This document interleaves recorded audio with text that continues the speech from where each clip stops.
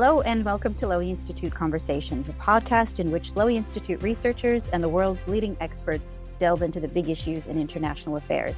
My name is Lydia Khalil, Program Director at the Institute, and today I'm pleased to host Michael Fullilove, the Institute's Executive Director, and who is, among other things, an expert in U.S. foreign policy and the U.S.-Australia relationship.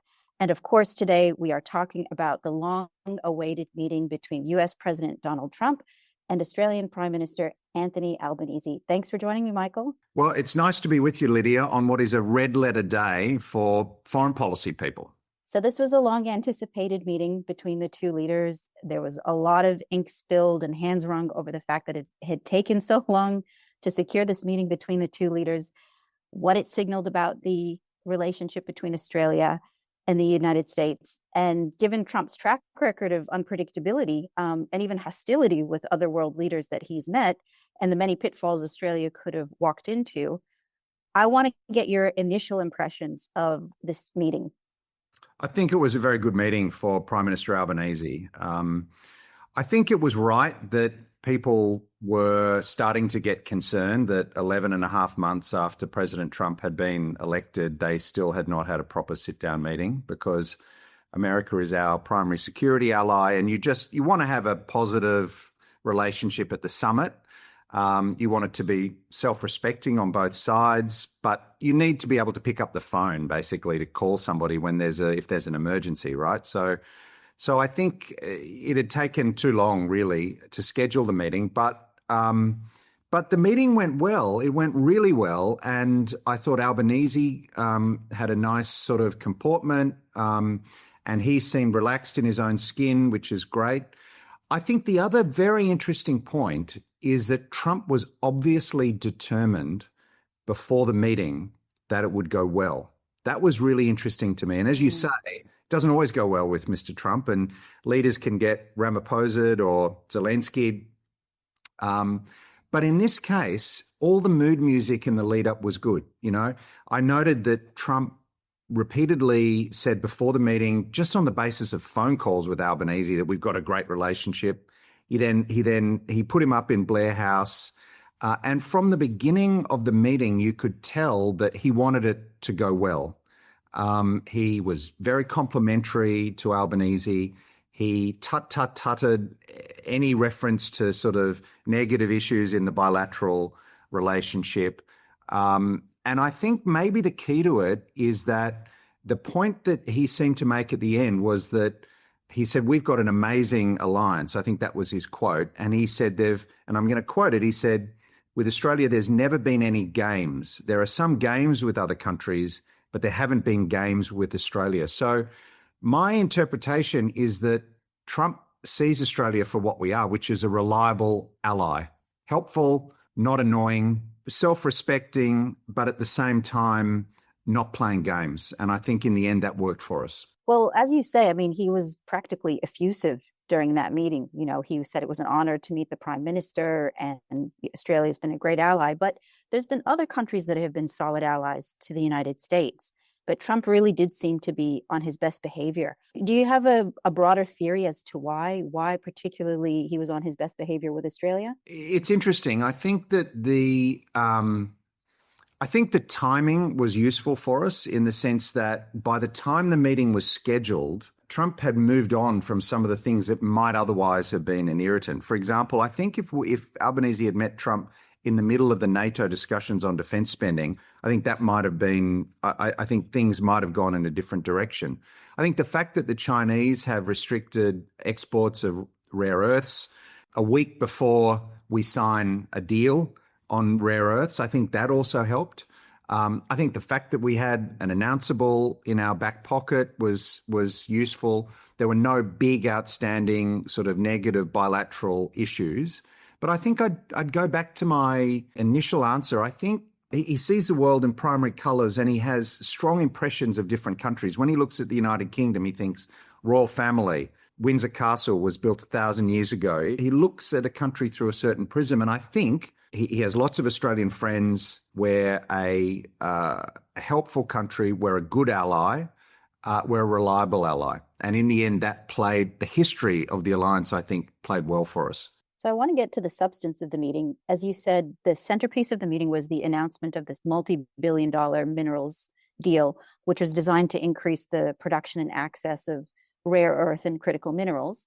Can you explain to us the significance of this announcement? Well, the significance is that, that obviously these minerals, which are a subset of minerals that are essential for national security purposes and other technological purposes. Australia has a lot of them. I think we produce like half of the world's lithium, for example, and they're increasingly the subject of argy-bargy between the Americans and the Chinese. And the timing played for us, that a deal here that involves American and Australian investment that provides a guaranteed supply of these rare earths at this moment, I think is obviously helpful for both sides. And I personally think that democracies doing more together on these kinds of issues is good.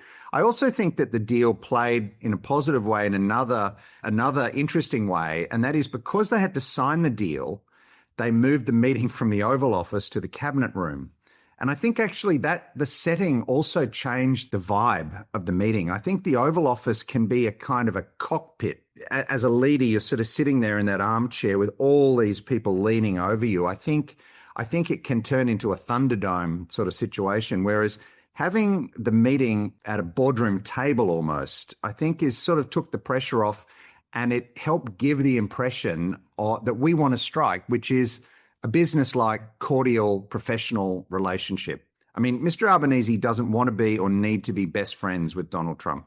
He needs to be a counterpart, collaborating, working with him, two equals, basically, meeting at a business table to sign a deal. That plays well, I think. Yeah, I was struck by the optics as well. It was very different to the other meetings in the Oval Office. As you said, we had interlocutors on both sides. There was moments of levity, ribbing. And so I think you're right about that one.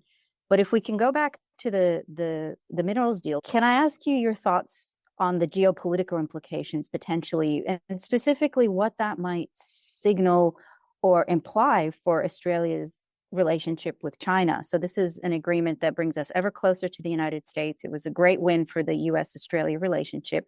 Do you think it'll have any ramifications for the Australia-China relationship? I think it's a good question because the Australia-China relationship is conditioned by and affected by the US-China relationship. And there's no doubt that Beijing won't like this. I don't think, for example, that it was as significant as the signal that President Trump sent on AUKUS during the meeting. And I think Beijing will like that even less. So I also think that Mr. Trump himself said interesting things about China in the meeting. And he signaled that, again, that he would be meeting President Xi in South Korea. And I'm struck that when Trump is asked about China, he always pivots to the positive. He always pivots to the positive relationship he has with Xi Jinping. And he did that again. And he repeatedly said he thinks that Xi and Trump can reach a fantastic trade deal when they meet in person. I think the big takeaway for Beijing out of this meeting is, okay, they may not like the fact that we're doing a critical minerals deal. They'd like even less the fact that we're both doubling down on AUKUS. But to me, the Chinese would look at this meeting and say, we've picked it right. Trump wants to do a deal with China. He doesn't want to go to war with China. He certainly doesn't want to risk war over Taiwan. There's no indication he wants to do that. He wants to do a deal. And the Chinese would like that, I think. So you mentioned AUKUS. Trump clearly stated his commitment to the AUKUS agreement, which was a difference before when he couldn't even remember what the acronym stood for, right? So do you think that we can trust these assurances coming out of Trump when he says that Australia is going to be given access to these nuclear-powered submarines by 2030?